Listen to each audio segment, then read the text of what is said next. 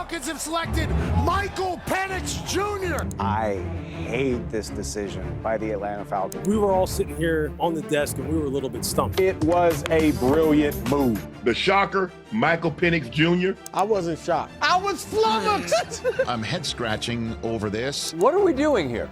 I don't get it. And based off a very small sample size at the end of the season, he looks like an absolute baller, and they're right. Michael Penix Jr. didn't get a full rookie season to show what he's capable of, but in the few games he did play, the talent was obvious. Big arm, calm under pressure, and the flashes of high-level traits that made him one of the most intriguing prospects in the 2024 draft, in my opinion. Now I'll admit this video might come off a little more hype than the other rookie quarterback reviews I have done, but trust me, it's for good reason. Now, what were expectations for Penix going into the season? There are only 3 games to go off, so there isn't a ton to be said, and for all we know, he could look even better or worse come next season. But that being said, Michael Penix Jr. looked the best out of all the rookie quarterbacks. And I'm going to get a lot of hate for that, but if you watch the last game, you'll know why. Expectations for Michael Penix Jr. were pretty much next to nothing to start the year, as Kirk Cousins was the quarterback. And honestly, most of us thought, at least me, Kirk was going to start for at least the season. Well, that went out the window when the Falcons decided not only to start Penix for the Week 16 game, but also to say he's a starter going forward, almost like permanent. Not like Bryce Young where he was benched and had some meat time. So what did Penix do in 3 games?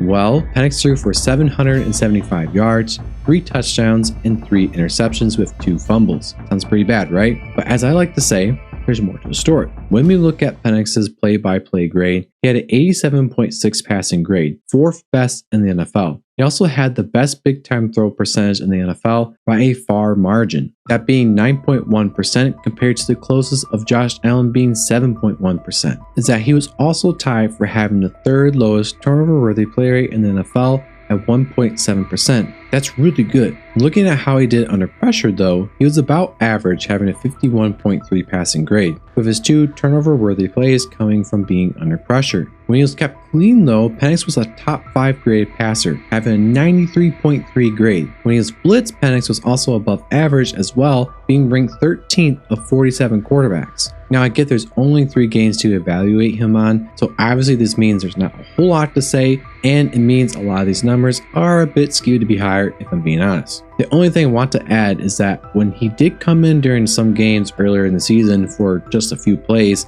he let the ball rip, pushing it downfield, which is what he did so well in Washington. The 2 things to be said on him are 1, he needs to be better under pressure, and 2, his willingness to push the ball down the field is a massive sign of hope for the Falcons because it does a few things. 1 being attacking downfield by play design makes defenses play a lot more cover 2, cover 4, cover 6 to stop deep passes. Now this is usually done by play design, but if you have a quarterback who can make big time throws, it still opens up the playbook for passes downfield because they're making those tight window throws even if the coverage is perfect. 2 being the Falcons offense has a scheme, offensive line, and 2 elite running backs, so playing cover 2 and cover 4 opens up the run game to be dominant. So for Falcons fans, the days of offensive blunder should be behind you.